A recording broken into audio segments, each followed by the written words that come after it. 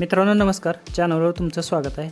मित्रांनो आपल्या पिकासाठी एक महत्त्वाचा असा घटक आहे की जो आपल्या पिकाची रोगप्रतिकारक क्षमता वाढवतो, आपलं कीड रोगांना कमी बळी पडतं, पिकाची कणखरता वाढवतो किंवा पिकाचं खोड मजबूत करतो।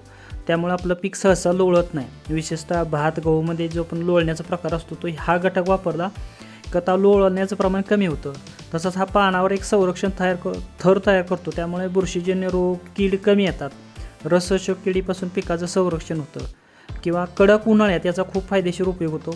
ते काय करतं तर पानामधील का नाही पाण्याचं बाष्पीभवन कमी करतो आणि आपलं पीक उष्णता आणि पाण्याचा ताण सहन करण्यासाठी सक्षम होतं।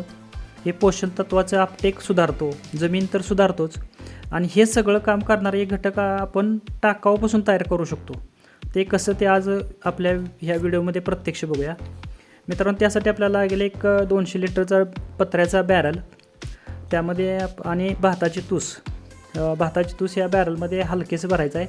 त्या अगोदर ड्रमला तळाला का नाही लहान लहान छिद्र पाडायची छोटी छोटी, आणि ही छिद्र पाडल्यानंतर त्याच्यामध्ये भाताचं तूस भरायचं आणि वरतून आग लावायची।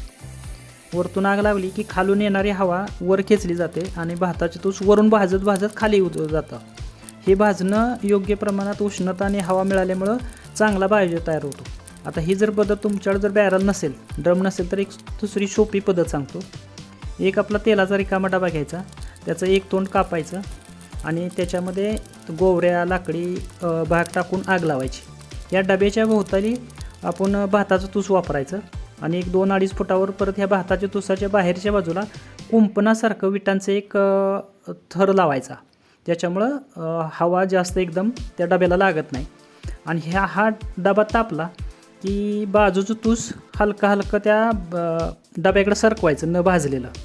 असं करत करत आपला सगळं तूस भाजलं जातं आणि ह्या सोप्या पद्धतीनं पण तशाच पद्धतीचा चांगला भाजलेला तुसाचा बायोचार म्हणजे तुसापासून बनलेला बायोचार मिळतो।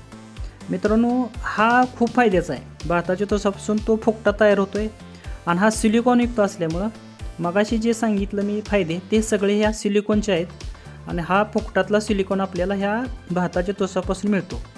आता हाच बायोचार ॲक्टिवेट करून आपण जर अगोदरच्या कसा ॲक्टिवेट करायचं ते मी अगोदरच्या व्हिडिओत सांगितलेलंच आहे।